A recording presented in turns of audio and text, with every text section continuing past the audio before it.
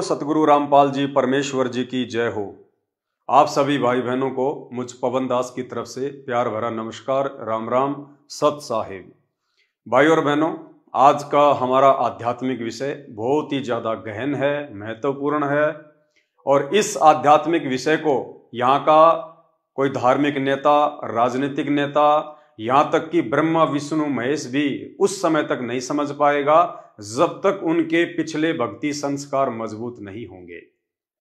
ब्रह्मा विष्णु महेश की तो छोड़ दीजिए, स्वयं सतगुरु रामपाल जी का खुद का परिवार और उस परिवार के पीछे आंखों पर अज्ञानता की काली पट्टी बांधकर गांधारी की तरह भूमिका कर रही 90% संगत को भी संत रामपाल जी की वास्तविक स्थिति का ज्ञान नहीं है कि संत रामपाल जी स्वयं धरती पर 8 सितंबर 1951 से प्रकट पूर्ण परमात्मा हैं या फिर किसी और परमात्मा के द्वारा भेजे गए उनके दास हैं।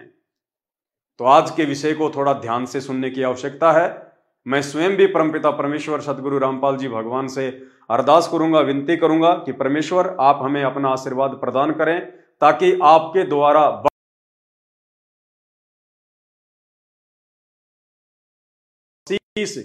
ये दास अपने भगत भाई की वास्तविक उपस्थिति को सके और मेरे भाई बहन भी इस वीडियो को ध्यानपूर्वक समझ सकें, गहनता से विचार कर सकें, तो परमेश्वर का आशीर्वाद प्राप्त करेंगे। उसके लिए हम परमेश्वर की वंदना करेंगे। परम पिता परमात्मा, सारी सृष्टि के रचनहार, कुल मालिक, असंख्य ब्रह्मांडों के स्वामी, जगत गुरु, तीनों लोकों में प्रवेश करके सबका पालन पोषण करने वाले राजाधिराज, आत्माधार, नाथों के नाथ, देवों के देव महादेव, सर्वेश्वर महेश्वर, मृत्युंजय, अजरो अमर, आदि अनादि, सनातनी प्रभु, जगत पिता जगदीश्वर, श्री श्री 1008 की उपाधि के वास्तविक अधिकारी, अकाल मूरत, शब्द स्वरूपी राम, वासुदेव, सर्वगतम ब्रह्म, परम पूज्य, प्रथम पूज्य, परम संत, परम पुरुष, परम धनी, परम दयालु, सत्य कबीर, हक्का कबीर, अल्लाहु अकबर, अल्लाहु कबीर, अल्लाह ताला, जगत के तारणहार, जगत के मुक्तिदाता, जगत के जगन्नाथ, हारे का सहारा, हिंदुओं का राम भगवान प्रभु, मुसलमानों के अल्लाह, ईसाइयों के मसीह, सिखों के वाहिगुरु, लीलाधर, जगत के जीवन दाता, संत शिरोमणि सतगुरु रामपाल जी परमेश्वर जी के चरण कमल में लाइव वीडियो देख रहे हम सभी भाई बहनों का अनंत कोटि दंडवत प्रणाम। भाई और बहनों, आज का वीडियो जिन जिन पुण्यात्माओं ने ध्यान पूर्वक देख लिया और यदि इस वीडियो को समझ लिया तो निश्चित तौर पे आप जी को अपने गुरुदेव भगवान संत रामपाल जी की वास्तविक परमात्मा वाली स्थिति का ज्ञान हो जाएगा, बोध हो जाएगा। परमेश्वर की एक वाणी है, साहिब से सतगुरु भय, सतगुरु से भय साध, ये तीनों अंग एक हैं, गति कुछ अगम अगाध। यानी जब वो परमात्मा साहिब रूप में सतलोक में बैठकर सभी ब्रह्मांडों का संचालन करता है और उसके बाद जब वो परमात्मा सतगुरु की भूमिका करते हुए, एक संत की भूमिका करते हुए, साधु की भूमिका करते हुए इस 21 ब्रह्मांड में, इस पृथ्वी लोक पर हम जीव आत्माओं का सतलोक का ज्ञान देने के लिए आता है, तो कहते हैं सतगुरु की भूमिका भी वो परमात्मा खुद ही निभाता है। साहिब से सतगुरु भय, और उसके बाद एक साध की, एक संत की, एक भगत की भूमिका भी परमात्मा स्वयं ही निभाता है, क्योंकि परमात्मा भगत का रोल करके, भगत की भूमिका करके अपने भक्तों को ये समझाते हैं कि एक भगत का अपने गुरुजी के प्रति कैसा भाव होना चाहिए, एक भगत के अंदर क्या स्वभाव होना चाहिए, क्या उसके अंदर गुण होने चाहिए, क्या लक्षण होने चाहिए, सतगुरु के प्रति उस भगत की कैसी निष्ठा होनी चाहिए। ये भूमिका भी वो परमात्मा स्वयं ही निभाता है एक भगत की अपने भक्तों को समझाने के लिए। इसीलिए परमात्मा ने अपनी वाणी में कहा है कि साहिब से सतगुरु भय और सतगुरु से भय संत, धर धर वेख विशाल अंग, वो खेल आदि और अंत। तुम साहेब तुम संत हो, तुम सतगुरु तुम हंस, गरीबदास तेरे रूप बिना और न दूजा अंश। तुम ही परमात्मा हो, तुम साहेब तुम संत हो, तुम ही यहाँ संत रूप में एक तत्वदर्शी संत की भूमिका भी आप ही कर रहे हो। और तुम सतगुरु तुम हंस, आप ही सतगुरु हो, सच्चा ज्ञान देने वाले और अधिकारी नाम देने के। और तुम ही हंस हो, हंस अर्थात जो एक भक्त के अंदर जो गुण होने चाहिए वो भी कहते हैं हे परमात्मा आप में ही विद्यमान है। और आपके बिना, आपकी शक्ति के बिना या और न दूजा अंश, आपकी शक्ति से ही सब ब्रह्मांड चल रहे हैं, आपकी शक्ति से सब प्राणों में ये शक्ति है चलने और बोलने की। हे परमात्मा तेरे बिना तो कुछ भी नहीं है। वो परमात्मा स्वयं ही ये सारी लीला करता है, भगत बनने की, सतगुरु बनने की, और साहिब वो स्वयं है ही। तो भाई और बहनों, परमपिता परमेश्वर कबीर साहिब आज से लगभग 650 वर्ष पहले जब कलयुग की प्रथम पीढ़ी में काशी में आए थे, उस समय परमेश्वर ने अपने प्रिय भगत धर्मदास जी के माध्यम से कबीर सागर लिखवाया था। और जब धर्मदास एक समय बहुत ज्यादा चिंतित हो गया था कि परमात्मा आप कह रहे हो कि 650 साल बाद तो दुनिया का पूरा माहौल बिगड़ जाएगा, लोग इतने बेशर्म हो जाएंगे, शास्त्रों को मानेंगे नहीं, संतों का आदर सत्कार नहीं करेंगे, तो परमेश्वर उस समय आप कैसे लोगों को समझाओगे? हे परमात्मा, जब आज वर्तमान में इस प्रथम पीढ़ी में मैं आपकी बातों को इतनी आसानी से स्वीकार नहीं कर पाया, तो परमेश्वर 650 साल बाद तो पूरा माहौल बिगड़ जाएगा। उस समय पिछली पीढ़ी में आप कैसे समझाओगे? क्योंकि धर्मदास जी को अपने वंशजों की चिंता हो गई थी कि परमात्मा मुझे तो पार कर देंगे, लेकिन मेरी पीढ़ियां कैसे पार होंगी, मेरे बच्चे कैसे पार होंगे। तो परमेश्वर ने, कबीर साहिब जी ने धर्मदास जी को वास्तविक बात बताई थी। और क्या कहा था कि धर्मदास 12वें पंथ हम ही चल आवें और सब पंथों को मिटा के एक पंथ चलावें। 12वां पंथ जो कि गरीबदास जी महाराज जी के द्वारा चलाया जाएगा, उस 12वें पंथ गरीबदासीय पंथ में धर्मदास आगे चलकर मैं कबीर ही जाऊंगा और सब पंथों को मिटा के अपना ज्ञान देके मैं अपना यथार्थ 13वां सत्य कबीर पंथ चलाऊंगा। और फिर परमात्मा ने अपने एक सत्संग में बताया कि धर्मदास के विश्वास को दृढ़ करते हुए और आज वर्तमान में हम सभी आत्माओं को वास्तविकता से परिचित करवाने के लिए परमेश्वर ने कहा था कि धर्मदास मैं तुझे सच्ची बात बताता हूं। धर्मदास से परमात्मा ने कहा कि 12वें पंथ में आगे चलकर मैं स्वयं ही जाऊंगा। और फिर गुरुदेव ने उस सत्संग में कहा कि धर्मदास को तो परमात्मा ने वास्तविकता बता दी कि 12वें पंथ में मैं कबीर स्वयं ही जाऊंगा, मेरा कोई दास नहीं जाएगा, मेरा कोई अंश वंश नहीं जाएगा, मेरा कोई प्रतिनिधि नहीं जाएगा, मैं किसी आत्मा को खड़ा नहीं करूंगा, बल्कि मैं कबीर स्वयं ही 12वें पंथ में जाऊंगा। 12वें पंथ हम ही चल आवें, सब पंथों को मिटा के एक पंथ चलावें। और उसके बाद कहा था कि उस काल के आगे परमात्मा ने थोड़ा सा भेद रखा कि 12वें पंथ में मेरा दास जाएगा, मेरा हंस जाएगा, ताकि काल को यह चिंता ना हो जाए कि यदि वो कबीर परमात्मा स्वयं आ गया तो मेरा तो सारा बाग ही उजाड़ देगा। तो उस 12वें पंथ में मैं आऊंगा स्वयं और फिर सभी पंथों को खत्म करके एक पंथ बनाऊंगा और सारी सृष्टि मेरा ही नाम लेगी। तेरे 42 वंश क्या सारी सृष्टि ने पार करूंगा धर्मदास, इन 42 की चिंता छोड़ तू। तब उसका दिल डटा था और काल के सामने परमात्मा ने थोड़ा सा भेद रखा कि मैं अपना अंश भेजूंगा। इसलिए काल के आगे परमात्मा ने थोड़ा सा भेद रखा कि मेरा हंस जाएगा, मेरा दास जाएगा, लेकिन धर्मदास जी को परमात्मा ने अपनी वास्तविक स्थिति से परिचित करवा दिया कि धर्मदास उस 12वें पंथ में मैं स्वयं ही चलकर जाऊंगा। पुण्यात्माओं, आज का हमारा वीडियो इस 12वें पंथ में परमेश्वर के आने को लेके है, इसलिए आप विशेष तौर से इस वीडियो को ध्यान से सुने और ध्यान से देखें।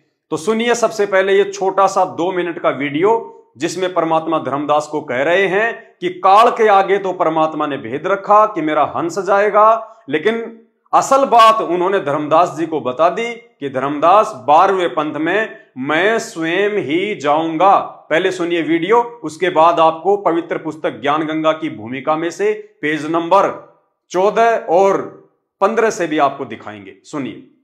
तो उस 12वें पंथ में मैं आऊंगा स्वयं, और फिर सभी पंथों को खत्म करके एक पंथ बनाऊंगा और सारी सृष्टि मेरा ही नाम लेगी। तेरे 42 वंश क्या सारी सृष्टि न पार करूंगा धर्मदास, इन 42 की तो चिंता छोड़ तू। तब उसका दिल डटा था और काल के सामने परमात्मा ने थोड़ा सा भेद रखा कि मैं अपना अंश भेजूंगा। तो भाई और बहनों, आपने सुना कैसे परमात्मा ने 12वें पंथ में अपने आने के विषय में धर्मदास जी को सच्ची बात बता दी थी। और कबीर सागर में भी परमात्मा ने यही लिखवाया, अगर परमेश्वर को अपने किसी दास को भेजना होता आज वर्तमान में स्वयं ना आकर, तो परमात्मा कबीर सागर में कभी भी ये वाणी नहीं लिखवाते कि 12वें पंथ हम ही चल आवें, सब पंथों को मिटाकर एक पंथ चलावें। अब आपको और ज्यादा विश्वास दिलाने के लिए, दृढ़ करने के लिए कि 12वें पंथ में कबीर साहिब जी ने संत रामपाल जी के रूप में अपने किसी दास को भेजा है, प्रतिनिधि को भेजा है, या वो कबीर परमात्मा स्वयं ही चलकर संत रामपाल जी के रूप में 8 सितंबर 1951 से आए हुए हैं। तो भाई और बहनों, आपके सामने ये पवित्र पुस्तक ज्ञान गंगा है। यही पुस्तक जो आप मेरे हाथ में देख रहे हैं, ज्ञान गंगा, संत रामपाल जी के कर कमलों के द्वारा लिखित है। इस पुस्तक की भूमिका में पेज नंबर 14 और 15 पे परमेश्वर ने असुर निकंदन रमैणी की एक वाणी को समझाते हुए ये क्लियर कर दिया, साफ कर दिया कि गरीबदास जी के 12वें पंथ में कौन आएगा, स्वयं कबीर परमात्मा आएंगे या कबीर परमात्मा अपने किसी दास को भेजेंगे। भाई और बहनों, जिन जिन मेरे भगत भाई बहनों ने इस कंसेप्ट को समझ लिया, और ये कंसेप्ट इतना गहरा है, इस कंसेप्ट को यहां का कोई वैज्ञानिक नहीं समझ सकता, यहां का कोई नेता नहीं समझ सकता, यहां के ब्रह्मा विष्णु महेश नहीं समझ सकते। इस कंसेप्ट को केवल वही विशेष आत्माएं समझ पाएंगी जो विशेष आत्माएं इस कबीर परमात्मा सतगुरु रामपाल जी भगवान की युगों युगों से भक्ति करती आ रही हैं। तो देखिए परमात्मा ने क्या समझाया। संत गरीबदास जी ने अपनी अमृतवाणी असुर निकंदन रमैणी में कहा है, क्या कहा है? सतगुरु दिल्ली मंडल आईसी, सूती धरणी सूम जगाईसी। संत गरीबदास जी महाराज गांव छुडानी, जिला जज्जर, हरियाणा, लगभग 350 वर्ष पहले धरती पे प्रकट हुए थे, जिन्होंने ग्रंथ साहिब नाम से एक अनमोल सदग्रंथ साहिब की रचना की। वो गरीबदास जी क्या कह रहे हैं सतगुरु के विषय में, वर्तमान में उस कबीर परमात्मा के धरती पर प्रकट होने के विषय में, 12वें पंथ में आने के विषय में। सतगुरु दिल्ली मंडल आईसी, कौन से सतगुरु दिल्ली मंडल में आएंगे? कौन से सतगुरु गांव धनाना, जिला सोनीपत, हरियाणा में आएंगे? सतगुरु दिल्ली मंडल आईसी, सूती धरणी सूम जगाईसी। आगे उसका भावार्थ किया है। भावार्थ है कि संत गरीबदास जी के सतगुरु पूज्य कबीर साहिब जी थे। पुराना रोहतक, जिला सोनीपत, रोहतक तथा झज्जर को मिलाकर एक जिला रोहतक था, दिल्ली मंडल में लगता था। यह किसी राजा के अधीन नहीं था, अंग्रेजों के शासन काल में दिल्ली के अधीन था। संत गरीबदास जी ने स्पष्ट किया है कि सतगुरु, कौन सतगुरु? जो गरीबदास जी को मिले थे। कौन? कबीर परमेश्वर, बाकायदा नाम लिखा हुआ है। सतगुरु परमेश्वर कबीर जी दिल्ली मंडल में आएंगे, भक्तिहीन प्राणियों को जगाएंगे, सत्य भक्ति कराएंगे। अब कैसे वो परमात्मा 12वें पंथ में आएंगे देखिएगा। परमेश्वर कबीर जी ने कहा था कि, यानी गरीबदास जी कह रहे हैं कि मुझे जो सतगुरु मिले थे सतलोक से आके जिंदा महात्मा के रूप में, वो कबीर परमात्मा, उस कबीर परमात्मा ने गरीबदास जी से क्या कहा था? परमेश्वर कबीर जी ने कहा था कि जिस समय कलयुग 5500 वर्ष बीत चुका होगा, मैं गरीबदास वाले 12वें पंथ में आगे स्वयं आऊंगा। उस कबीर परमात्मा ने क्या कहा गरीबदास जी को कि 12वें पंथ में आगे चलकर मैं स्वयं ही आऊंगा, मैं कबीर स्वयं ही आऊंगा। मेरा कोई दास नहीं जाएगा, मेरा कोई भगत नहीं जाएगा, मेरा कोई प्रतिनिधि नहीं जाएगा, मैं स्वयं आऊंगा। संत गरीबदास जी द्वारा मेरी यानी कबीर परमेश्वर की महिमा की वाणी प्रकट होगी तथा गरीबदास वाले 12वें पंथ तक के साधक मुझे आधार बनाकर वाणी को समझने की कोशिश करेंगे, परंतु वाणी को न समझकर सतनाम तथा सारनाम से वंचित रहने के कारण असंख्य जन्म तक सत्यलोक प्राप्ति नहीं कर सकते। फिर क्या होगा?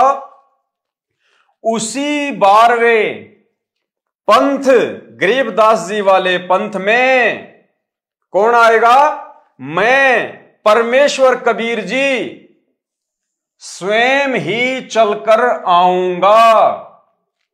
यानी गरीबदास जी महाराज जी ने भी अपने ग्रंथ में यही प्रमाण दिया है कि 12वें पंथ में आगे चलकर उस कबीर परमात्मा का कोई प्रतिनिधि नहीं आएगा, कोई दास नहीं आएगा, वो कबीर परमात्मा स्वयं ही चलकर आएंगे।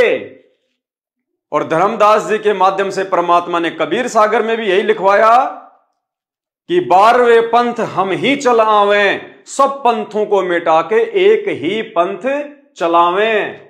मैं परमेश्वर कबीर जी स्वयं ही चलकर आऊंगा। तब संत गरीबदास जी द्वारा प्रकट की गई वाणी को मैं कबीर परमेश्वर जन्म लेकर नहीं प्रकट होकर समझाऊंगा। क्या कह रहे हैं परमात्मा कि 12वें पंथ गरीबदास वाले पंथ में आगे चलकर मैं कबीर परमेश्वर स्वयं ही चलकर आऊंगा और प्रकट होकर 8 सितंबर 1951 को प्रकट होकर फिर गरीबदास जी के पंथ में प्रवेश करके स्वयं ही गरीबदास जी की वाणियों को समझाऊंगा। इसके अलावा भाइयों और बहनों, आपको 2 छोटे छोटे वीडियो सतगुरु रामपाल जी भगवान के सत्संग के दास सुनाना चाहेगा, क्योंकि सबसे पहले यह कंसेप्ट क्लियर करना बहुत जरूरी है कि 13वें पंथ को कौन चलाएगा। यानी 12वें पंथ में कबीर परमात्मा स्वयं ही आएंगे, ये आपने इन वाणियों से देख लिया, निष्कर्ष निकाल लिया। अब 12वें पंथ में आने के बाद में 13वें पंथ को कौन चलाएगा, 13वां वंश कौन होगा, तो उसके लिए आप जी सतगुरु रामपाल जी भगवान का एक छोटा सा 2 मिनट का सत्संग का वीडियो सुनिए, जिसमें सतगुरु रामपाल जी परमेश्वर कह रहे हैं कि उस 13वें पंथ को चलाने वाला ये समझ लेना समर्थ सत्य कबीर ही होगा। कबीर जी का दास नहीं होगा, कबीर जी का कोई प्रतिनिधि नहीं होगा, कबीर जी के द्वारा भेजा गया कोई हंस नहीं होगा। कौन होगा? समर्थ सत्य कबीर, यानी वो कबीर परमात्मा स्वयं ही 13वें पंथ को चलाएगा। सुनिए। घर घर बोध विचार हो, ये चर्चा चला करेगी कैसी गलती ना करना, और दुर्मति दूर बहाए, सबकी दुर्मति दूर चली जाएगी, और कलयुग में एक हो सब बरते सहज सुभाए। कहा उग्र का शूद्र हो, हर सब की भवभीर।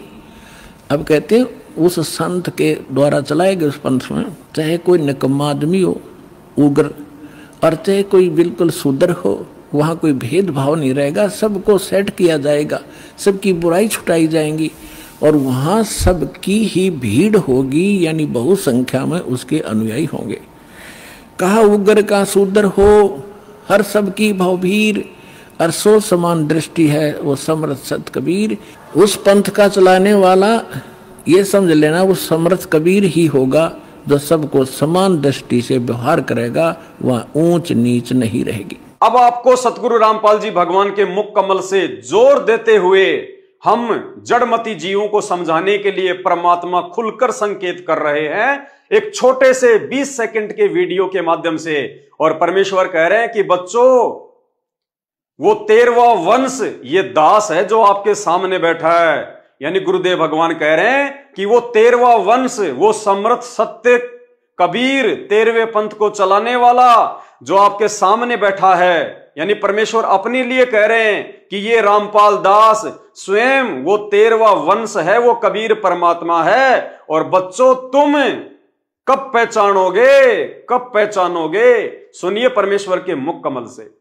यानी 12वां पंथ गरीबदास जी के द्वारा जो चलाया जाएगा उसमें मेरी महिमा का कुछ कुछ उजियारा सा होगा, क्लियर नहीं होगा। और 13वें वंश मिटे सकल अंधियारा। बोल सतगुरुदेव की जय।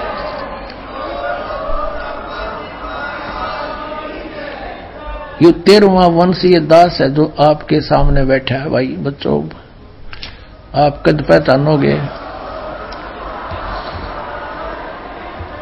भाई और बहनों, अब आगे का जो वीडियो है, इस वीडियो को आपने विशेष तौर से सुनना और देखना है। मुख्य जो कंसेप्ट है 12वें और 13वें पंथ का, उस कबीर परमेश्वर के स्वयं आने का, ये अब आपको समझाया जाएगा।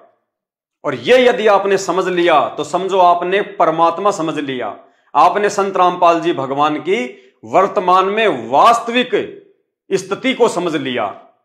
तो वाणियां आपने पढ़ी कि 12वें पंथ हम ही चलावें, सब पंथों को मिटा के एक पंथ चलावें।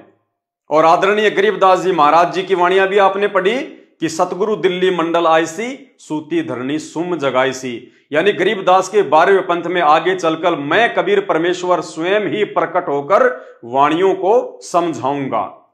अब हमारे बहुत सारे भगत भाई बहन जो हैं वो भ्रमित हो जाते हैं एक छोटा सा वीडियो देखकर, एक अन्य जो वाणी है उसको सुनकर।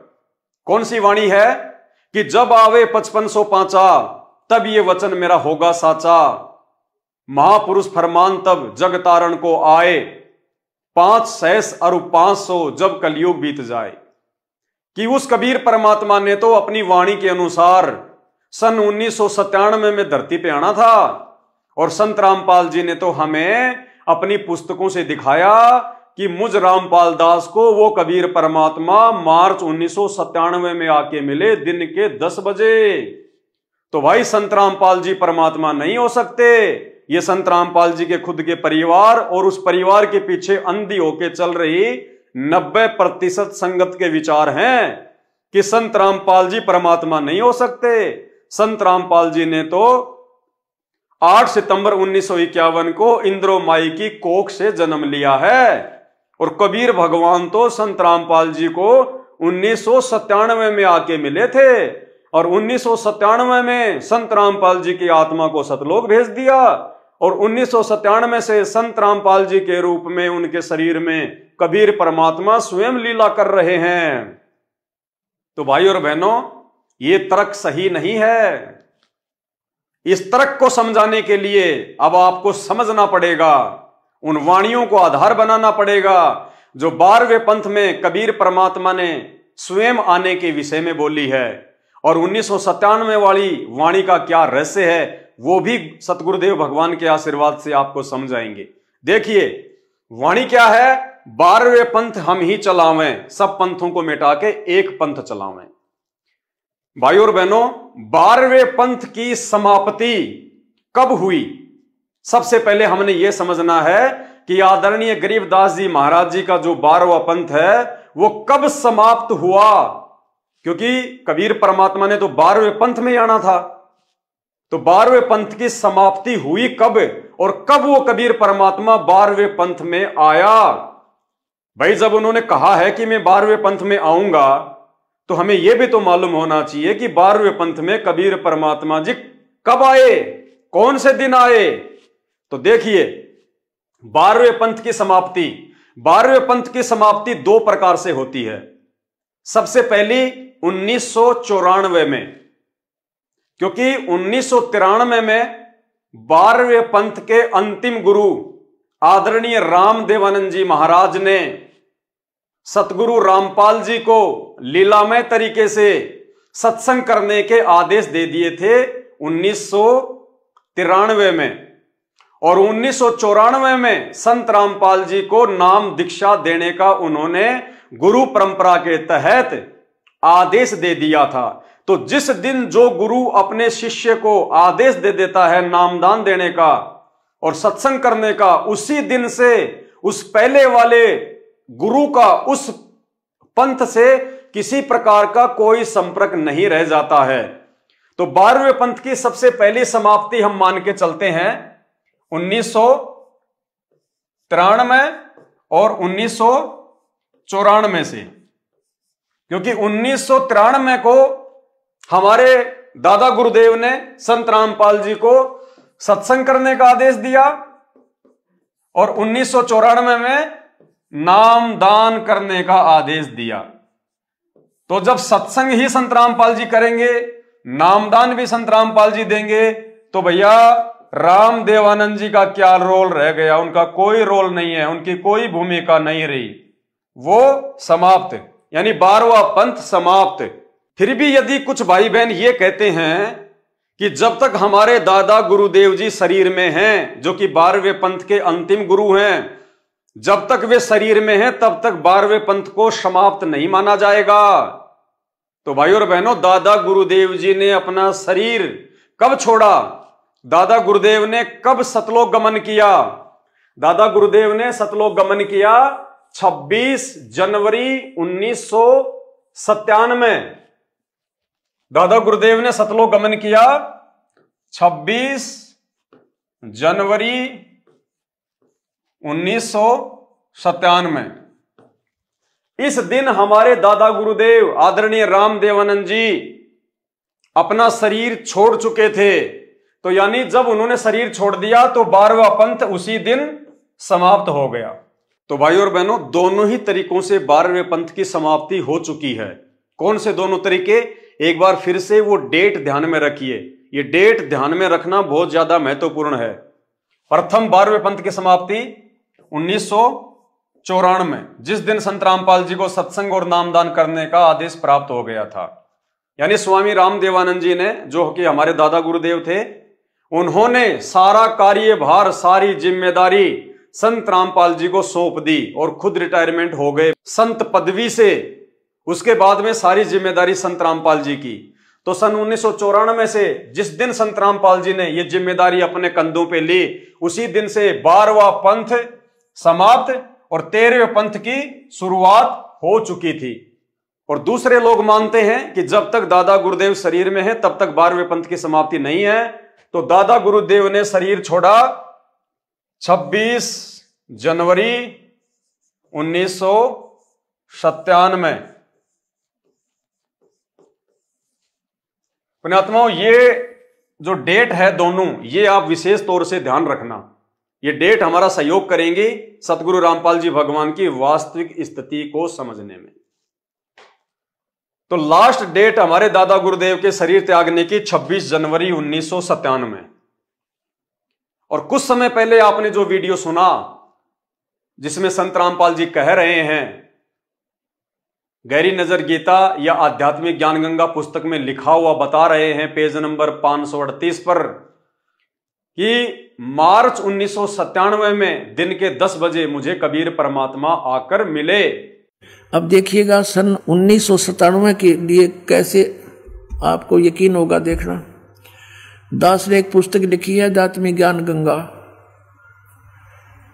और जो आपके कर कमलों में है, इसमें एक लेख है 538 पृष्ठ पे, यथार्थ कबीर पंथ परिचय नामक एक विषय है। और इसमें यहाँ लिखा है, मुझ दास यानी रामपाल दास को परमेश्वर कबीर साहिब जी संवत 2054 फाल्गुन मास शुक्ल पक्ष एकम मार्च 1997 को दिन के 10 बजे मिले थे तथा सार शब्द की वास्तविकता और संगत को दान करने का सही समय संकेत देकर अंतर्ध्यान हो गए थे।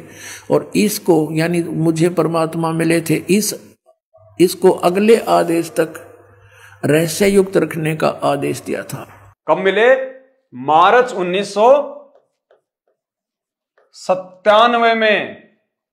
एक बार आप ये वीडियो फिर से सुन लीजिए ताकि आपको डेट का ध्यान पड़ जाए कि मार्च 1997 में मिले थे या कब मिले थे। सुनिए। मुझ दास यानी रामपाल दास को परमेश्वर कबीर साहिब जी संवत 2054 फाल्गुन मास शुक्ल पक्ष एकम मार्च 1997 को दिन के 10 बजे मिले थे तथा सार शब्द की वास्तविकता और संगत को दान करने का सही समय संकेत देकर अंतर्ध्यान हो गए थे। और इसको यानी मुझे परमात्मा मिले थे, इसको अगले आदेश तक रहस्य युक्त रखने का आदेश दिया था। तो वीडियो सुनने के बाद आपको ये कन्फर्म हो गया होगा कि संत रामपाल जी के अनुसार उनको कबीर परमात्मा मार्च 1997 में दिन के 10 बजे सतलोक से आकर मिले। अब हम चलते हैं हमारे मुख्य पॉइंट पर, जो समझने की बात है, जो पूरा मामला हल कर देगा। कौन सी वाणी? 12वें पंथ हम ही चलावें, सब पंथों को मिला के एक पंथ चलावें।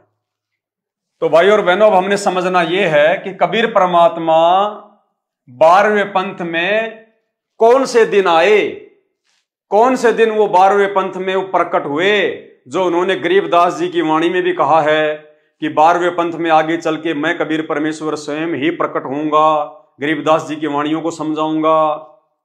कबीर सागर में लिखा है कि 12वें पंथ हम ही चलावें, सब पंथों को मिटा के एक पंथ चलावें। तो भाई और बहनों, 12वें पंथ की तो समाप्ति या तो 1994 में या फिर 1997 में हो चुकी है। और कबीर परमात्मा कब मिल रहे हैं? मार्च 1997 में,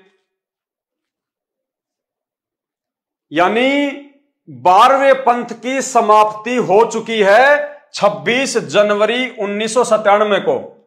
ध्यान से देखना, 26 जनवरी 1997 को दादा गुरुदेव ने शरीर छोड़ दिया था, यानी 12वें पंथ के वे अंतिम गुरु थे। जैसे ही हमारे दादा गुरुदेव ने 26 जनवरी 1997 को अपना शरीर छोड़ा, उसी समय 12वें पंथ की पूर्णतया समाप्ति हो चुकी थी, पूर्णतया।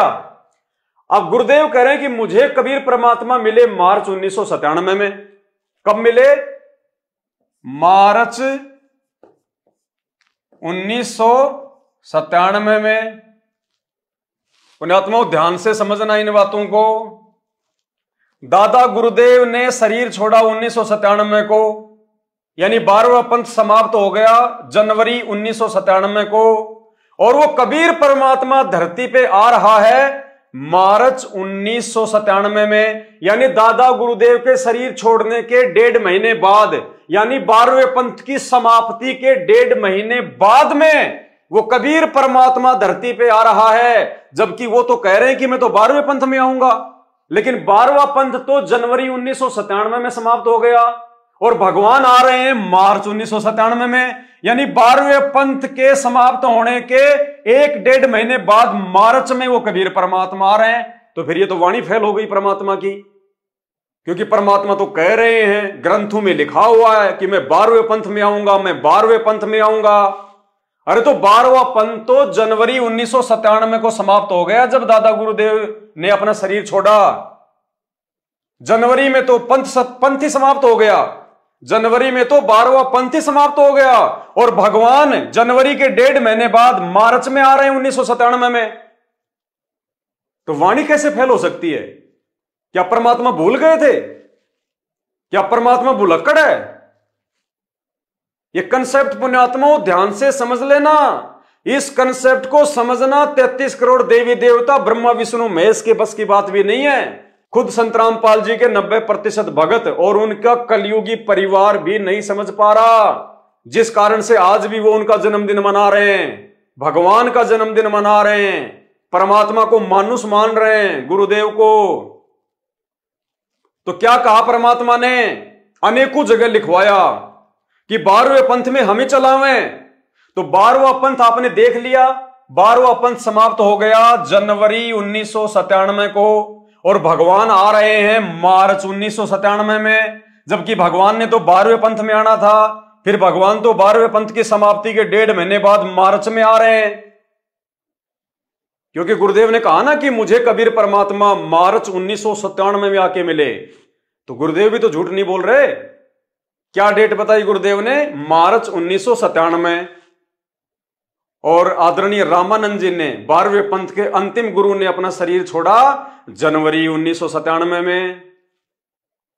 तो भगवान तो 12वें पंथ की समाप्ति के 1.5 महीने बाद मार्च में आ रहा है और वाणी में लिखवा दिया कि मैं तो 12वें पंथ में आऊंगा। तो भाई वाणी फैल तो नहीं हो गई? नहीं, वाणी फैल नहीं हो सकती परमात्मा की, ये अमर वाणी है। फैल हो गई वो लोग जो इन वाणियों को समझ नहीं पाए। अब देखिए कैसे वो कबीर परमात्मा 12वें पंथ में ही आया था, लेकिन नादान उसे समझ नहीं पाए और समझ नहीं पा रहे। कैसे? ध्यान से समझिए पुण्यात्माओं। परमेश्वर कहते हैं 12वें पंथ हम ही चलावे, सब पंथों को मिटा के एक पंथ चलावे। अब कब वो परमात्मा, कैसे वो परमात्मा 12वें पंथ में आया? 8 सितंबर 1951 को गांव धनाना, जिला सोनीपत, हरियाणा की पावन धरती पे संत रामपाल जी के रूप में पहले तो परमात्मा जी जो है वो प्रकट हुए। 8 सितंबर 1951 को परमात्मा प्रकट हुए और उसके बाद वही कबीर परमात्मा जो संत रामपाल जी के रूप में 8 सितंबर को प्रकट हुए, फिर अपनी वाणी के अनुसार कि 12वें पंथ में हम ही चलावें, मैं कबीर परमेश्वर 12वें पंथ में स्वयं ही प्रकट होऊंगा। कैसे प्रकट हुए? यही संत रामपाल जी, यही कबीर परमात्मा लीला करते हुए 38 साल की उम्र में 17 फरवरी 1988 को 12वें पंथ में आदरणीय राम देवानंद जी को अपना मुंह बोला गुरु बना के इन्होंने 12वें पंथ में प्रवेश किया। संत रामपाल जी ने अपनी वाणी के अनुसार, कबीर परमेश्वर ने अपनी वाणी के अनुसार कि 12वें पंथ में हम ही चलावें। तो यदि हम कबीर भगवान डाडी मूछ वाले को मानते हैं तो डाडी मूछ वाला तो भैया मार्च 1997 में आया था और 12वां पंथ समाप्त हो गया जनवरी 1997 में। वो डाडी मूछ वाले भगवान तो जिनके विषय में संत रामपाल जी कह रहे हैं कि मुझे कबीर परमात्मा आके मिले, तो वो परमात्मा तो 12वें पंथ की समाप्ति के 1.5 महीने बाद मार्च के महीने में आ रहे हैं। तो फिर कौन सा परमात्मा था जो 12वें पंथ में आया अपनी वाणी के अनुसार? क्योंकि वाणी तो फैल नहीं हो सकती। तो ये सतगुरु रामपाल जी भगवान 8 सितंबर 1951 को प्रकट होके और फिर 17 फरवरी 1988 को इन्होंने आदरणीय राम देवानंद जी को अपना मुंह बोला गुरु बनाया और 12वें पंथ में उनसे लीलामय तरीके से नाम दीक्षा लेके प्रकट हुए। जैसे 650 साल पहले यही कबीर परमात्मा इन्होंने पंडित रामानंद जी को अपना मुंह बोला गुरु बनाया, गुरु शिष्य परंपरा का निर्वाह करने के लिए, भगत बनकर, शिष्य बनकर एक अच्छे भगत की भूमिका निभाने के लिए। ये सारा का सारा कंसेप्ट है पुण्यात्माओं, ये सारा का सारा खेल है इस कबीर परमात्मा को समझने का। तो 12वें पंथ में जो आया है वही तो कबीर परमात्मा होगा। तो वो परमात्मा जिसके विषय में संत रामपाल जी बता रहे हैं वो तो 12वें पंथ की समाप्ति के 2 महीने बाद मार्च के महीने में आ रहा है। उसके मार्च के महीने में आने से 1.5 महीने पहले तो 12वां पंथ ही समाप्त हो चुका था, तो वो तो आया नहीं 12वें पंथ में। लेकिन वो परमात्मा कैसे संत रामपाल जी के रूप में 8 सितंबर 1951 को धरती पे प्रकट होके फिर 17 फरवरी 1988 को 12वें पंथ में प्रवेश कर गए और 12वें पंथ में प्रवेश करके 1994 से 1993 से उन्हीं गरीबदास जी महाराज जी की वाणियों को समझा रहे हैं। 1993 से लेके 1997 तक संत रामपाल जी ने ना कोई गीता पढ़ाई, ना कोई वेद पढ़ाई, ना कोई बाइबल पढ़ाई, ना कोई कुरान पढ़ाई। 1993 से जब से वो सत्संग करने लगे 12वें पंथ में आके, उन्होंने कौन से ग्रंथ को समझाया? सिर्फ गरीबदास जी महाराज जी की वाणियों को ही समझाया उन्होंने, और किसी ग्रंथ को नहीं छेड़ा, किसी ग्रंथ को नहीं खोला। क्यों? क्योंकि पहले ही भविष्यवाणी हो चुकी थी। क्या भविष्यवाणी हो चुकी थी? उसी 12वें पंथ गरीबदास जी वाले पंथ में मैं कबीर परमेश्वर ही स्वयं चलकर आऊंगा, तब संत गरीबदास जी द्वारा प्रकट की गई वाणी को, यानी जो ग्रंथ साहिब है जिसका पाठ किया जाता है, गरीबदास जी द्वारा प्रकट की गई वाणी को मैं कबीर परमेश्वर प्रकट होकर समझाऊंगा। इस वाणी के अनुसार परमात्मा ने और किसी शास्त्र को हाथ नहीं लगाया। 12वें पंथ में प्रकट होकर उन्होंने गरीबदास जी की वाणियों का ही खुलासा किया। तो असली कबीर परमात्मा धरती पे कौन है?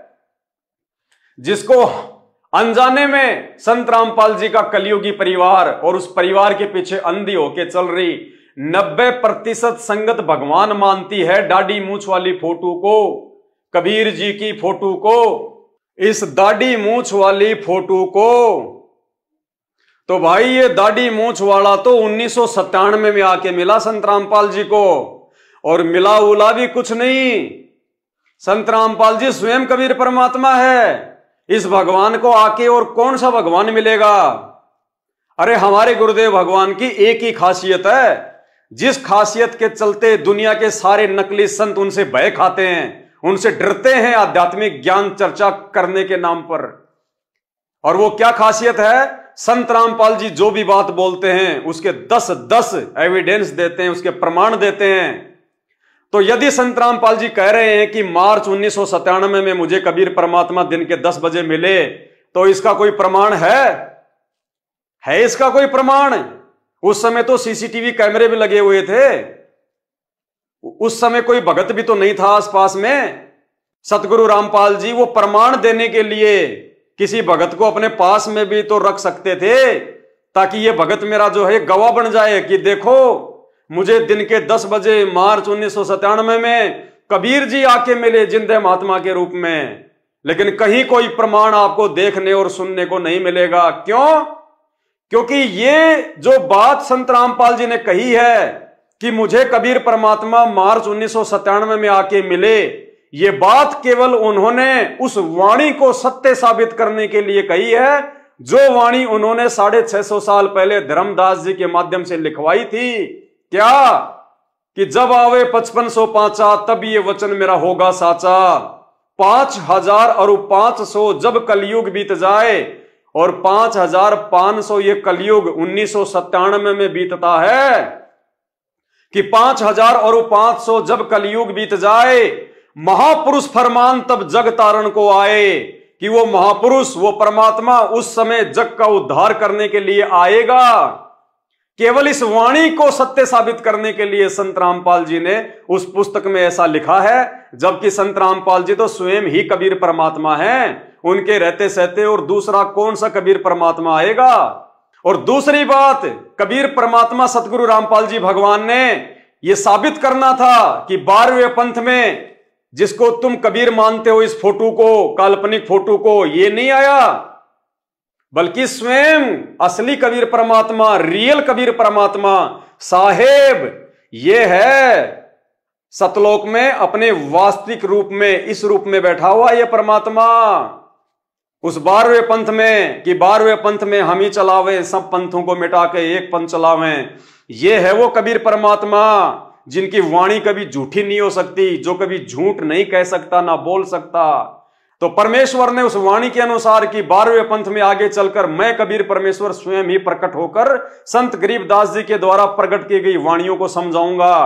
तो भाई 17 फरवरी 1988 को 12वें पंथ में लीलामय तरीके से अपना मुंह बोला गुरु बना के रामदेवानंद जी को और संत गरीबदास जी के ग्रंथ साहिब को कौन पढ़ा रहा है? उन वाणियों का खुलासा किसने किया?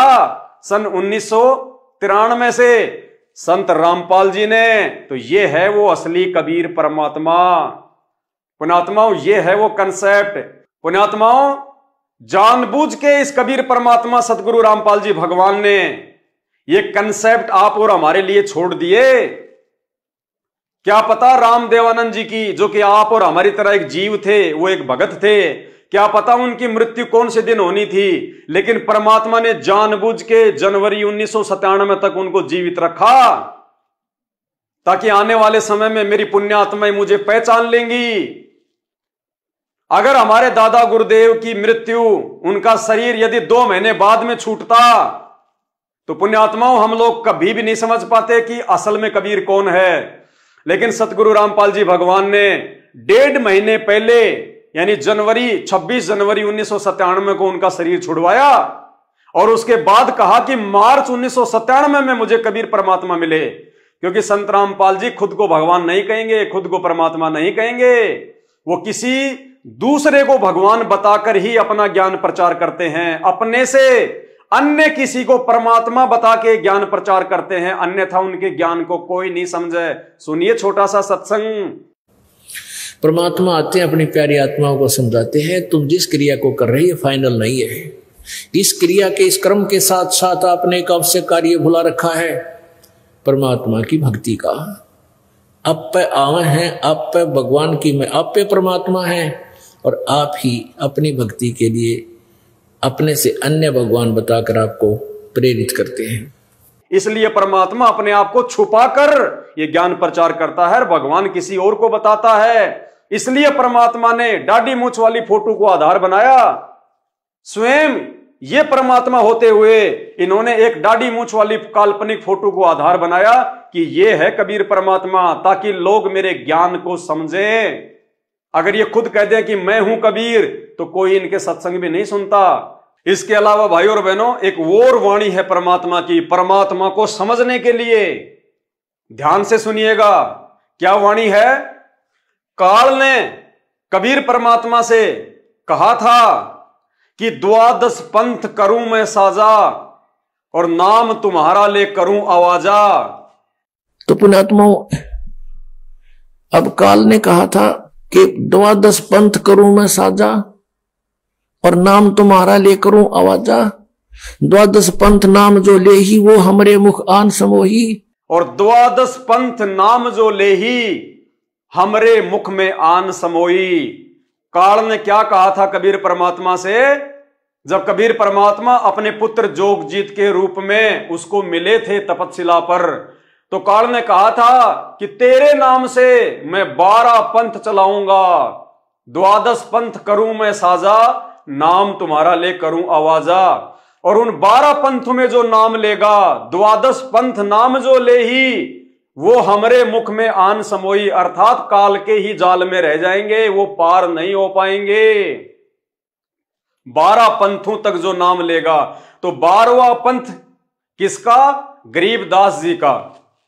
12वां पंथ किसका? पुण्यात्माओं ध्यान से सुनना, तभी ये परमात्मा समझ में आएगा। 12 पंथ ये गरीबदास जी का पंथ है। और काल ने क्या कहा था कि इन 12 पंथों में जो नाम लेगा, 12 पंथों में जो नाम लेगा वो मेरे ही मुंह में रहेगा। यानी 12वें पंथ में, गरीबदास के पंथ में भी यदि कोई नाम दीक्षा लेगा तो वो सतनाम और सारनाम से वंचित रह जाएगा, वो पार नहीं हो पाएगा। ये उनका वचन, नियम, परमात्मा के साथ उसका एग्रीमेंट। अब पुण्यात्माओं विचार करो, 12 पंथ में जो नाम लेगा, यानी 12वें पंथ में भी जो नाम दीक्षा लेगा, वो भी काल के जाल में। तो पुण्यात्माओं 17 फरवरी 1988 को संत रामपाल जी ने कौन से पंथ में नाम लिया? इस 12वें पंथ में। क्योंकि हमारे पूज्य गुरुदेव जी ने 17 फरवरी 1988 को गुरु शिष्य परंपरा का निर्वाह करते हुए लीलामय रूप से आदरणीय राम देवानंद जी से नाम दीक्षा ली। कब? 17 फरवरी 1988 को 12वें पंथ के संचालक से, 12वें पंथ के अंतिम गुरु से, आदरणीय राम देवानंद जी से। तो संत रामपाल जी कौन से पंथ से नाम दीक्षित हैं? 12वें पंथ से। और 12वें पंथ के बारे में काल क्या कह रहा है कि 12 पंथ नाम जो ले ही वो तो मेरे मुख में आन समोई। तो इस हिसाब से यदि हम संत रामपाल जी को एक आम व्यक्ति मान के चलें, आम मानुष मान के चलें, आप और हमारे जैसा जीव मान के चलें कि उनका तो 8 सितंबर को जो है जन्म हुआ है, जैसा कि उनका परिवार मानता है, परिवार के पीछे लगी हुई मूर्ख संगत मानती है, तो इस हिसाब से तो पुण्यात्माओं संत रामपाल जी ने 12वें पंथ में नाम लिया। 1988 में 12वें पंथ में नाम लिया। तो इस हिसाब से तो संत रामपाल जी भी काल के मुंह में है, क्योंकि जो व्यक्ति 12वें पंथ में नाम लेगा वो तो काल के मुंह में रहेगा। तो संत रामपाल जी ने भी 17 फरवरी 1988 को 12वें पंथ में नाम लिया, तो क्या संत रामपाल जी भी काल के मुंह में? क्योंकि वाणी तो फैल नहीं हो सकती। पुण्यात्माओं, यदि कोई प्राणी, यदि कोई व्यक्ति, यदि कोई मानुष, आप और हमारी तरह 2 कोटि का जीव, उनके विषय में कहा गया है कि 12वें पंथ में नाम जो ले ही हमरे मुख में आन समोई। लेकिन ये तो स्वयं परमात्मा है, भगवान है, इसलिए इनके ऊपर ये वाणी लागू नहीं होती। तो ये भी एक पॉइंट है समझने का कि संत रामपाल जी कोई मानुष नहीं है और 8 सितंबर 1951 से ही धरती पे प्रकट हैं। अगर संत रामपाल जी 1997 में उनके परिवार के अनुसार भगवान बने हैं, जब से उनको कबीर परमात्मा आके मिले, तो भाई उन्होंने नाम दीक्षा तो 1988 में ले रखी है और 12वें पंथ में ले रखी है, तो वो तो काल के मुंह में जाएंगे संत रामपाल जी। तो अब संत रामपाल जी खुद ही अगर काल के मुंह में जाएंगे तो हमें कहां से पार कर देंगे। लेकिन पुण्यात्माओं, जिन आत्माओं को यह बात समझ में आ गई कि ये कोई आम व्यक्ति नहीं, ये कोई आम मानुष नहीं है, 8 सितंबर 1951 को धरती पे प्रकट होके फिर 17 फरवरी 1988 को अपनी वाणी के अनुसार, अपनी वाणी को सत्य साबित करने के लिए कि 12वें पंथ में हम ही चलावें, सब पंथों को मिटा के एक पंथ चलावें, परमेश्वर ने लीला करी, मुंह बोला सतगुरु बनाने की, आप और हमारे को भगत बनकर भगत के लक्षण समझाने की, भगत के गुण समझाने की। तो ये लीलामय तरीके से पूज्य गुरुदेव भगवान ने 12वें पंथ में अपनी वाणी के अनुसार जो है वो प्रवेश किया। तो ये असली कबीर है संत रामपाल जी। तीसरी बात जो समझने की है, एक और वाणी है परमात्मा की, और वाणी क्या है? वाणी है, गुरु बिन वेद पढ़े जो प्राणी और समझे न सार रहे अज्ञानी। क्या है वाणी? गुरु बिन वेद पढ़े जो प्राणी। ये प्राणी शब्द याद रखना पुण्यात्माओं, में लाल पेन से इसीलिए लिख रहा हूं ये। गुरु बिन वेद पढ़े जो प्राणी समझे ना सार, समझे ना सार, और क्या रहे? रहे अज्ञानी। क्या कह रही है वाणी? गुरु बिन वेद पढ़े जो प्राणी समझे ना सार रहे अज्ञानी। यानी जो व्यक्ति अपने गुरु से वेद और शास्त्रों को नहीं पढ़ेगा, वो व्यक्ति जिंदगी में कभी भी उनके सार को नहीं समझ पाएगा, और वो क्या रहेगा? अज्ञानी रहेगा, मूर्ख रहेगा। तो भाई और बहनों, आज हम सबको पता है संत रामपाल जी पूरी दुनिया को वेद पढ़ा रहे हैं, पूरी दुनिया को गीता जी पढ़ा रहे हैं, हर धर्म ग्रंथ का हर शास्त्र वो पढ़ा रहे हैं। लेकिन ये क्या, संत रामपाल जी ने 1988 में जिस आदरणीय राम देवानंद जी से नाम दीक्षा प्राप्त की, जिनको अपना मुंह बोला गुरु बनाया, भाई वो तो अनपढ़ थे, अनपढ़ अंगूठा टेक थे। उन्होंने ना कभी हिंदी पढ़ी, ना कभी अंग्रेजी पढ़ी, ना कभी फारसी पढ़ी, ना कभी वो स्कूल गए, ना ही राम देवानंद जी ने कभी गीता पढ़ी, ना वेद पढ़े, ना बाइबल पढ़ी। कोई भी जो है वो ग्रंथ उन्होंने नहीं पढ़ा, क्योंकि वो अनपढ़ थे, उनको अक्षर ज्ञान नहीं था। और वाणी क्या कह रही है? गुरु बिन वेद पढ़े जो प्राणी समझे न सार रहे अज्ञानी। तो संत रामपाल जी ने कौन से दिन अपने अनपढ़ गुरु से वेद पढ़े, गीता पढ़े? राम देवानंद जी तो अनपढ़ थे, उन्होंने तो कभी अपने भक्तों को या संत रामपाल जी को ना तो गीता पढ़ाई, ना वेद पढ़ाई, ना बाइबल पढ़ाई, ना गरीबदास जी का जो है वो ग्रंथ पढ़ाया। तो भाई वाणी के अनुसार तो ऐसा व्यक्ति बिल्कुल अज्ञानी माना जाएगा। फिर संत रामपाल जी को ये ज्ञान कहां से हो गया? संत रामपाल जी ने तो अपने अनपढ़ गुरु से कभी वेद पढ़े ही नहीं, गीता कभी पढ़ी नहीं।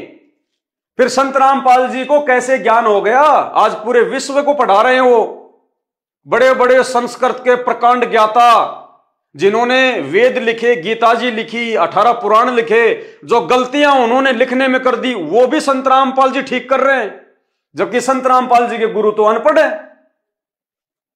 लेकिन वाणी क्या कह रही है पुण्यात्माओं? वाणी पे ध्यान दीजिए, जो लाल पेन से मैंने लिखा है, गुरु बिन वेद पढ़े जो प्राणी।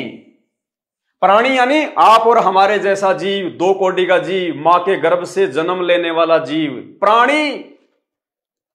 अगर कोई प्राणी, अगर कोई सामान्य जीव, अगर कोई मानुष, यदि कोई इस 21 ब्रह्मांड में जन्म लेके पैदा हुआ कोई व्यक्ति यदि बिना गुरु के इन शास्त्रों को पढ़ेगा, जैसे ये नकली पंडित, नकली गुरु, नकली शंकराचार्य, ये आज तक शास्त्रों को नहीं समझ पाए, शास्त्रों के सार को नहीं समझ पाए, तो ये वाणी कह रही है कि गुरु बिन वेद पढ़े जो प्राणी। यदि कोई सामान्य व्यक्ति, मां के गर्भ से जन्म लेके पैदा हुआ व्यक्ति, 21 ब्रह्मांड का जन्म और मृत्यु वाला प्राणी, यदि बिना गुरु के वेद और शास्त्र पढ़ेगा तो वो सार को नहीं समझ पाएगा, भगवान पे लागू नहीं है। वाणी ये नहीं कह रही कि वो परमात्मा, वो कबीर साहिब संत रामपाल जी का रूप बना के एक आम व्यक्ति की लीला करते हुए यदि किसी अनपढ़ व्यक्ति के शिष्य कहलाएंगे तो वो वेद शास्त्र नहीं समझ पाएंगे। नहीं, परमात्मा पे लागू नहीं है। परमात्मा को आवश्यकता नहीं है किसी गुरु से वेद पढ़ने की। हम संत रामपाल जी को जगत गुरु कहते हैं। जगत गुरु, जगत गुरु वो होता है जो पूरे जगत को ज्ञान दे। और यदि कोई संत रामपाल जी को मानुष मानता है और ये मानता है कि संत रामपाल जी के गुरु आदरणीय रामदेवानंद जी महाराज हैं, तो वो महामूर्ख व्यक्ति है, क्योंकि जगत गुरु उसको कहते हैं जो पूरे जगत को ज्ञान देता है।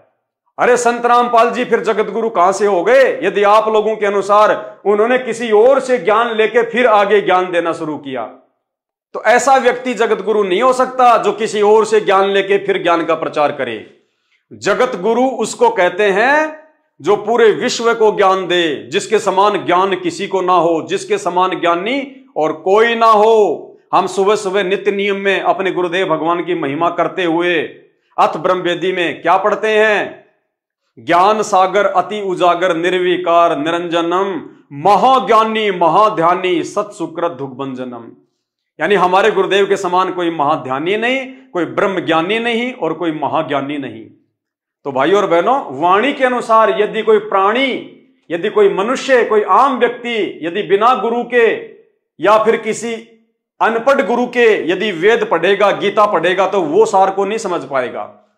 और जब भूमिका एक व्यक्ति की खुद परमात्मा ही कर रहा है, भगत बनने की भूमिका खुद परमात्मा ही कर रहा है, तो उसका गुरु चाहे पढ़ा लिखा हो चाहे अनपढ़ हो, फिर कोई फर्क नहीं पड़ता, क्योंकि परमात्मा तो सर्वज्ञ होता है। उसको किसी गुरु से वेद पढ़ने की जरूरत नहीं, वो तो गुरुओं को वेद पढ़ाता है, पूरी दुनिया को वेद पढ़ाता है।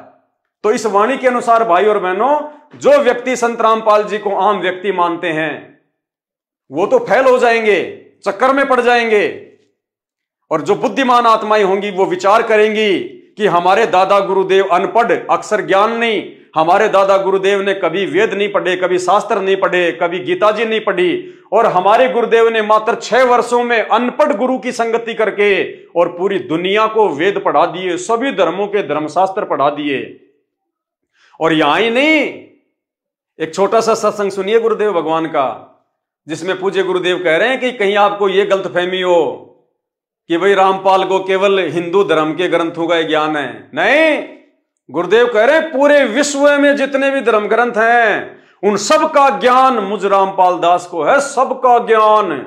यानी पूरे विश्व में 206 से अधिक देश हैं, 206 से अधिक देश, हर देश की न्यारी न्यारी भाषा, अलग अलग भाषा, और हर देश का एक अपना इतिहास है, हर देश का एक अपना धर्म है। और गुरुदेव कह रहे हैं कि मुझे पूरे विश्व के धर्म ग्रंथों का ज्ञान है, यानी पूरे विश्व की भाषाओं का ज्ञान, पूरे विश्व के धर्म ग्रंथों का ज्ञान है। तो भाई ये कौन है फिर? आम व्यक्ति है क्या? सामान्य व्यक्ति है क्या?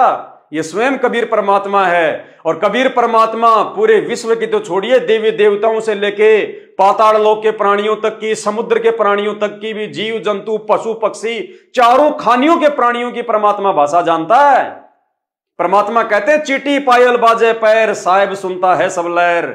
सुनिए सतगुरु रामपाल जी भगवान के मुख कमल से, जिसमें परमात्मा कह रहे हैं आप और हमें ये विश्वास दिलाने के लिए कि धरती पे हमारे पूज्य गुरुदेव के रूप में कोई सामान्य व्यक्ति, कोई सामान्य जीव नहीं है, कोई मानुष नहीं है। स्वयं कबीर परमात्मा 8 सितंबर से प्रकट है और उनका जन्मदिन मनाकर, उनका अवतरण दिवस मनाकर हम उनको गालियां ना दे, क्योंकि जन्म उसका होता है जो मां से जन्म लेता है जीव। और अपने गुरु को जीव कहना, अपने गुरु को मानुष कहना, परमात्मा कहते हैं गुरु मानुष कर जानते वो नर कहिए अंध, ओ है दुखी संसार में फिर आग गए यम के फंद। क्योंकि गीता का समझना कोई बालकों का खेल नहीं, परमात्मा बुद्धि दे अपने कृपा पात्र पे, तभी ये अनमोल ग्रंथ समझ में आते हैं। और टीचर उसी को कहते जो हमारे सिलेबस को ठीक से जाने। वो टीचर कहां, जब सिलेबस का ज्ञान नहीं अटपट सुना रहा है तो टीचर नहीं है। तो जितने भी आज तक धर्मगुरु किसी भी धर्म के हैं, उनको अपने सिलेबस का ज्ञान वर्तमान वालों को नहीं है। इस दास रामपाल दास के अतिरिक्त विश्व में नहीं है। ये कद्दे से नमाजी उतारा।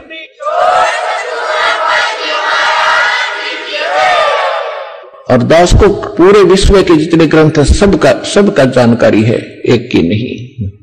क्योंकि हमारा जन्म तो हिंदू धर्म में हुआ, केवल हिंदू धर्म के शब्द ग्रंथ नहीं, पूरे विश्व के जितने भी धर्म ग्रंथ हैं सबकी जानकारी दास को दी है कबीर भगवान ने, उस परमात्मा।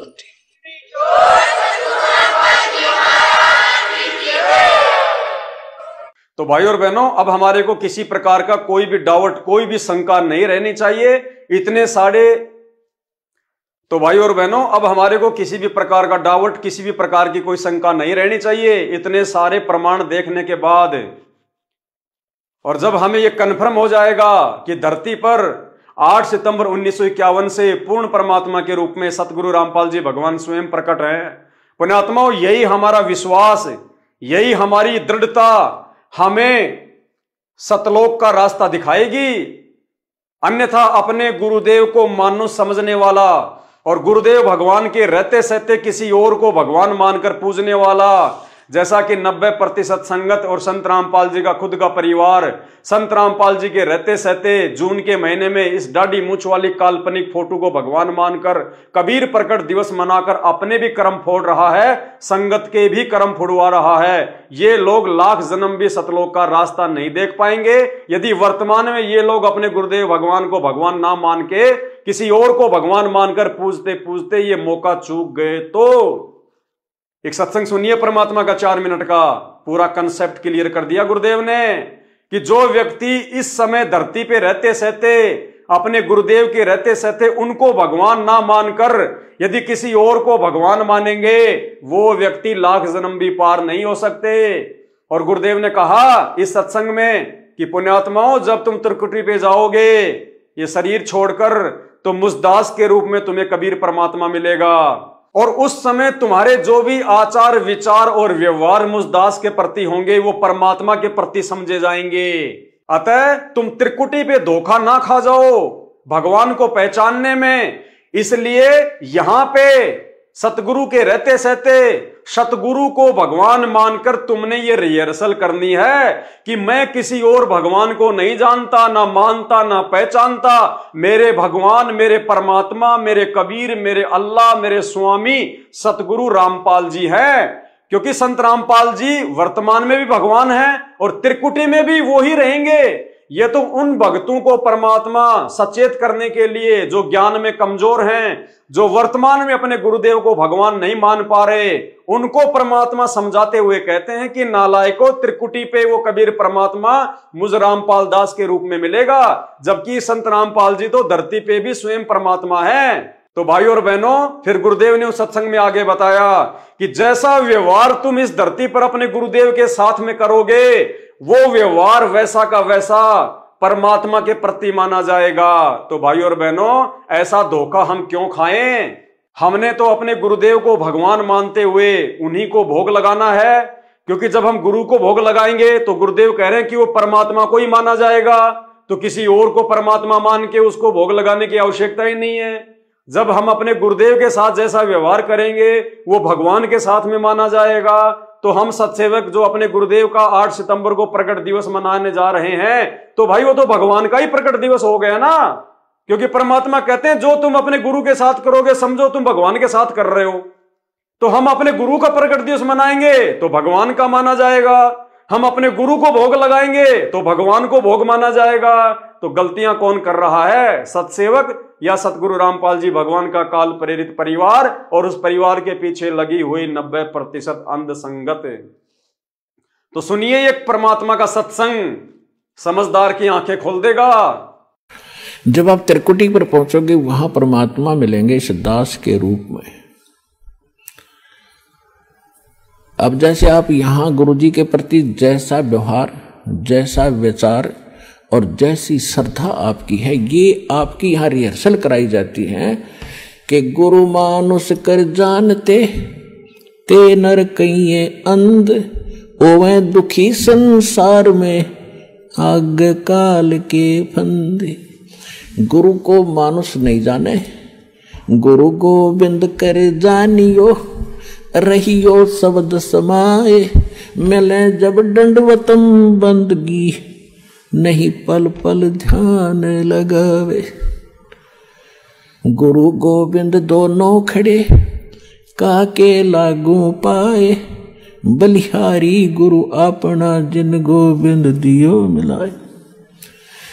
आप परमात्मा ने यह सिद्ध करना हमारे को एक ट्रेनिंग दे रहे हैं कि जैसा व्यवहार आप इस दास के प्रति कर रहे हो ऐसा ही भगवान के प्रति माना जाएगा। और जैसा आप दिन में रिहर्सल कर रहे हो रात में सौपन भी वैसे ही आएंगे। तो संसार छोड़कर जब जाओगे आपको सौपन सा बनेगा। तो जैसा आपकी आस्था यहाँ वहां तो सामने स्पष्ट नजर आओगी, तो वहां आपकी परीक्षा होगी। अब जैसे वहां गुरु जी के साथ भगवान खड़ा हो, आपने परमात्मा को देखा नहीं, केवल चित्र देखे हैं उनके, तो वहां जाकर आप किसको प्रणाम करोगे? गुरु गोविंद दोनों खड़े किसके लागू पाए, बलिहारी गुरु अपना जिन गोविंद दियो लाए। यानी हमने इतना दृढ़ होना है इस मार्ग पर सफल होने के लिए। वो जो दास के रूप में होगा वो भगवान ही होगा वहां पर। अब परमात्मा ये भी देखते हैं कि जैसे 120 वर्ष भगवान रह कर चले गए यहाँ पर, और इस दास के स्थान पर अगर वो आज होते तो आप तो पहचान तो सकते ही नहीं, क्योंकि जब भी ना पहचाना, क्योंकि जो लाहे का काम करें, एक लंगोटी ही बांध, धोती ही बांध के फटे पुराने कपड़ा में घूमे फिरे सारा काम करें, तो हमने सोचे जन साधारण आम आदमी है। तो इसलिए परमात्मा वो एक विधान बताएंगे और इसलिए दास को भेजा के भगवान को पहचानवा दे, आपको पहचान करा दे। और कैसे मिलेगा ये नियम बताओ। तो जैसे उस समय भगवान होते इस दास के स्थान पर आप जैसा व्यवहार करते, तो भगवान ये सब आपके अकाउंट जमा होता रहता आपका कि इसका कैसा व्यवहार है, कैसा विचार है। तो अब दास ये देख रहा है, दास के प्रति जैसा आपकी भावना, जैसे आपके विचार, आपकी श्रद्धा है, तो आपकी वहां बुक में लिखे जा रहे। परमात्मा वाले स्थान के पास आपकी एक अलग से बेड है, आपकी बही है, आपका अकाउंट खुला हुआ है, एक फैक्स वहां जाता है। तो उस समय फिर आपका जैसा स्वभाव आप वहां प्रयोग करोगे त्रिकुटी पे, जैसा आप यहां कर रहे हो एडिट होगा। फिर वहां से अगर गलती कर दी तो आपको फिर भी वापस पटक दिया जाएगा, वहां से भी आपको फेल होकर वापस निराशा हाथ लगेगी। यहाँ अलग बात है कि किया हुआ कर्म यहाँ ऊपर के ब्रह्मांडों में आप देवता बने रहोगे हजारों लाखों युगों तक, और फिर वहां आपकी पूरी पूंजी भक्ति नाश करा कर ये वापस पटक देगा धरती पे। तो इससे बचने के लिए जो पहले हम मार खा गए, हमने धोखे खाए, उससे बचने के लिए अब ये फावल पॉइंट बताए जाते हैं। इसमें दृढ़ रहना बच्चों, बार बार यही आपको बताया जाता है। तो भाई और बहनों, उम्मीद करता हूं 8 सितंबर का दिन बहुत नजदीक आ रहा है। पिछले कई वर्षों की तरह काल प्रेरित सतलोक आश्रम मैनेजमेंट हरियाणा के चक्कर में पड़कर आप अपने धर्म और अपने कर्म को मत बिगाड़िए। धरती पे परमात्मा अपने गुरुदेव भगवान के रूप में स्वयं प्रकट है। ये मौका बार बार नहीं मिलेगा। ये असंख्य जन्मों के बाद में बिल्ली के भाग का छिक्का टूटा है। अब की बार अपने गुरुदेव भगवान को पहचानने में देरी ना करो, वरना असंख्य जन्मों तक भटकना पड़ेगा, रोना पड़ेगा, पछताना पड़ेगा। बंदी छोड़ सतगुरु रामपाल जी भगवान की जय हो।